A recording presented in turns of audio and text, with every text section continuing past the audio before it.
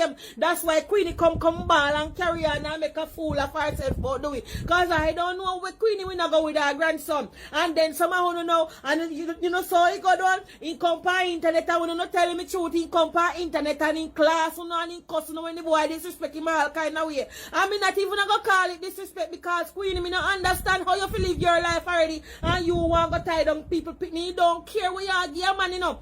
I look at pitney them, they look a boy, them if you go one side, you Queenie, you know, if you have them, they look a boy, then you assault. You know, if you have them, the little boy, then you assault, and you come talk about me husband. That is not a husband, Queen, that is a child. And I'm not going to disrespect him and call his clearest boy, because someone who like to say age is just a number, but why I don't know. No for who know woman up a fire, you know, the same situation with Queen in, because guess what? You know, make no front rule, you know, and you run up and down all over the world, and you know, never try to settle down. So when time man done and age, done and front, done and everything, church out, and done pound and so on, you do. You know, fly to Jamaica, come take up some look hungry belly boy, you know, say desperate, and try get him for frightened for things. I don't know, say the man no love you. As soon as he get on the one, you know, start ball.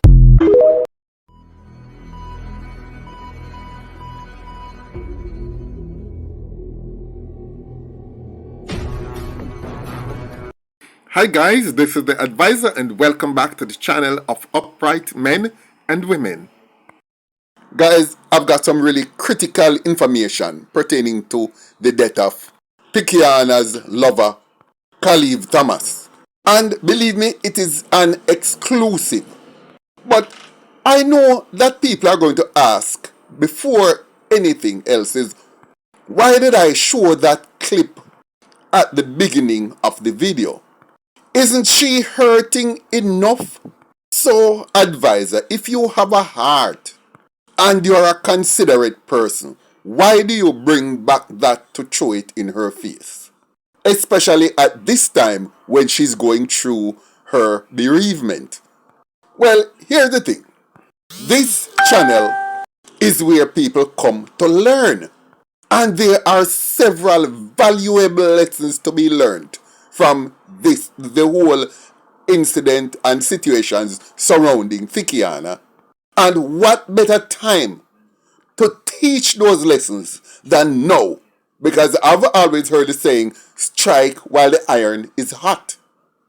And right now, this iron is glowing red hot. So what better time than now?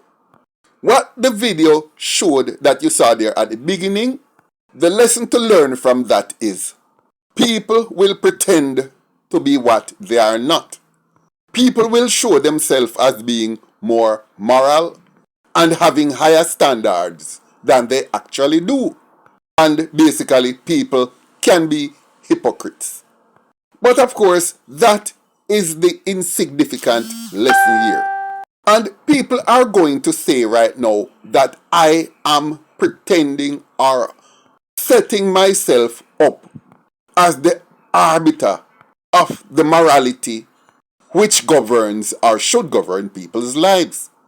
And of course, that is one way of looking at it. But here are some life lessons to learn before we go into what caused Kaleave Thomas's death. You know, over the months, over the years, for those of you who have been on my channel for a while, I've said this to women, and I'll say it again. You are who you fuck. A woman cannot rise above the lowest man that she have ever fucked.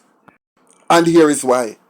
Every man who ejaculates inside your body leaves his DNA with you, which fuses with your DNA and remain with you for the rest of your life. Inside the male semen is something called prostaglandin.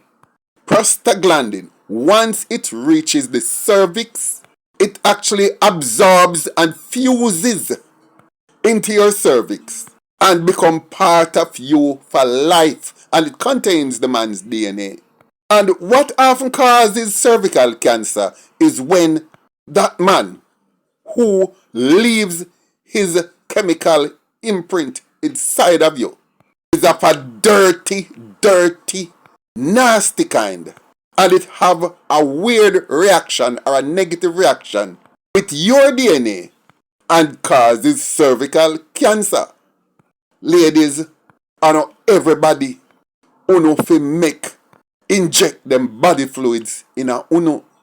But again, in this specific case, the injecting of body fluid is not exactly what this is about. Here is what it's about. Why would a woman who have any respect for herself and values her body, values her character, folk something which is less than her? And what I mean by less than her? Take Kaleave Thomas. Whatever is inside of you, it come out of you. Whatever is your character, your personality, it shows in your behavior, in your speech, in your dress, in the colors you wear, in the way you walk, in the way you talk. It comes out in everything. There is a thing, in psychology and in law enforcement, or to be specific, forensic psychology, where people or criminals or human beings as a whole can be profiled. Now, when I run Kaleave Thomas through the profiling system, I have a recording of him which shows that he cannot string proper English words together. So, him not bright.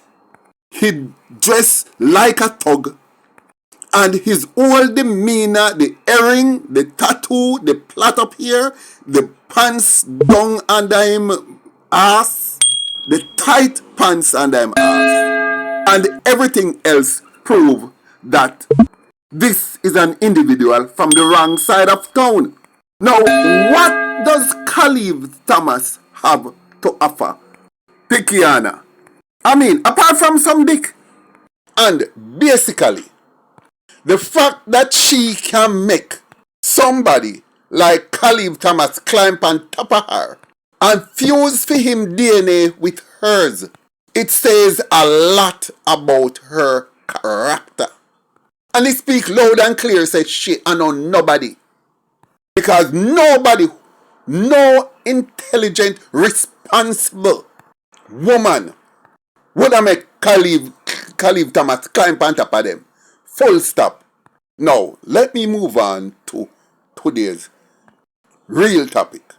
As people know, I have eyes and ears down in the Linstead Bagwalk area. Lots of eyes and ears. And based on what I've been learning through my various sources and investigation is that yes, Kaleave Thomas had a stall and he sold fruits. But here's the thing. Kaleave Thomas was not only selling fruits. The selling of fruits was a smokescreen for something bigger. And the things that he was selling, apart from fruits, were ganja and ammunition. Underneath certain fruits on his stall, he would hide the weed because he didn't keep it in the open. Although sometimes people say that him just have it open because there are certain policemen in the area who wouldn't really trouble him with it, but they knew about it. But he was also selling bullets. And the bullets that he was selling came through this man. His name is Dwayne Brown. And he was Kaleave Thomas's partner in crime. Not even partner in crime. He was Kaleave Thomas's handler. What Khaliv wanted to do was to get bigger in the business.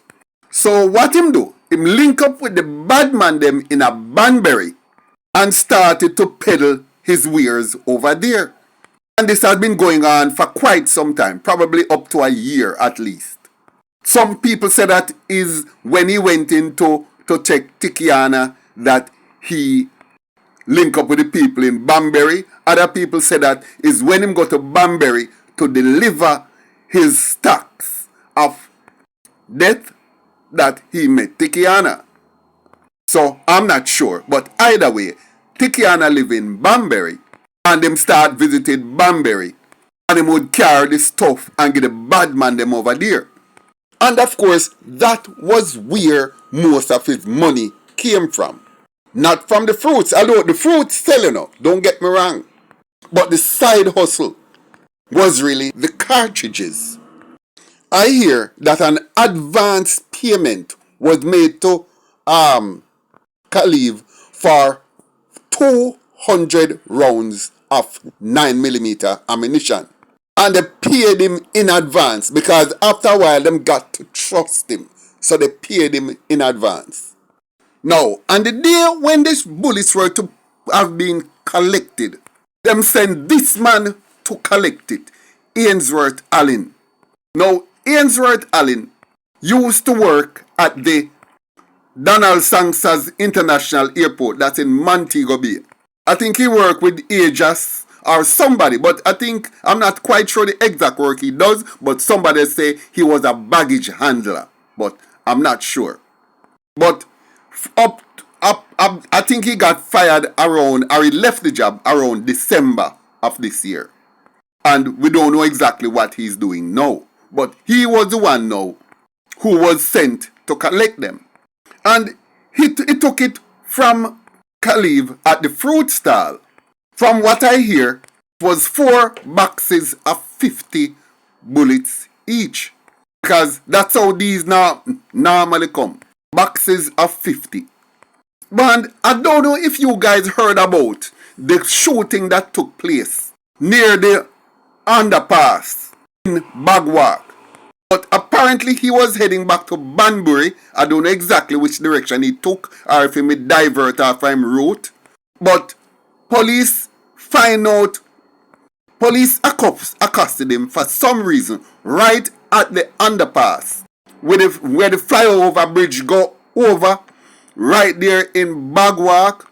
And it's claimed that 2 of them was walking and him alone get shot by the police. This happened in early April. So here is one now. The bad man them insist say them never get them goods and them want back them money. Khaliv insists say it no have nothing to do with him. Him deliver the goods, and the fact that police tap the man and kill him is nothing to do with him, Khaliv. And therefore him not entitled to pay back any money. But word was now going around that probably it was he, Khaliv, who set up the man. And who don't know, say once that come in them bad man the head, you nah go get it out. Therefore, them start to send threats to him, but him never take it serious. But here is what go exacerbate the situation now and make the thing and actually seal the fate of Kaleave Thomas. On the 10th of March, just the other day gone here, early Sunday morning, 5:30 a.m. on March 10th, police went on an operation in the Zephyrton community near Linstead. In that incident, 1 man was shot dead and a firearm recovered. They recovered a revolver loaded with 3 rounds of ammunition and several spent shells. But this man was not just an ordinary man. He was one of the top-ranking members of the gang that Kaleave Thomas was selling bullets to. So the rest of the gang now was speculating like, well on, man go pick up 200 rounds from Khaliv. On his way back get shot and dead. The rounds can be accounted for. The man who supposed to make the collection, the people who were supposed to receive the rounds, threatened Khaliv, and then little while after, police raid him house and kill him. No, that looked extremely suspicious. Because even if I know so it go, as far as them concerned, it go near so. No matter how far it is away from the facts, near so it go. So they decided from that happened, Khaliv was a dead man walking. So when them see him, may say a pure headshot him get. And when him marrow splash out pan the ground, them take big stone and drop in at the head same way. Grimy situation, people. As for the youth where them kill little after, Sheldon Shamil where them kill and take the gun from. I hear that he is not the one who actually involved in the Khaliv, in the killing of Khaliv, but he is a close associate of the gang. So when people hear say Khaliv dead, not knowing how he was involved with them, the first thing them do a bust span the gang members. And that was what sent the police in the direction where they went. But it was somebody else they look for, and they buck up in him. And as you know, any coolie a coolie, you know. Any coolie a coolie. Thank you very much. Just kill it. What I want the police to do is to look for the youth named Dwayne Brown, because I hear that he's deeply involved in the whole thing. And as I said, I hear that he was the one who was supplying Khaliv with the thing to unsell. But he has to be more than that. Look pan him hand. You see the tattoo? You see what it say? Now I am going to assume I could be wrong, but a man where them call Killy, I just don't think that he goes and teach Bible lessons in church on a Sunday, or that he hold up the Jehovah Wickedness them book every Saturday on a street corner. So I think police need to program the brother here. You know why I'm inner, or all of the things them where I'm inner, but for goodness sake, him forget a decent piece of page. Thanks for watching. Like, share, leave a comment below, and I look forward to seeing you in my next video.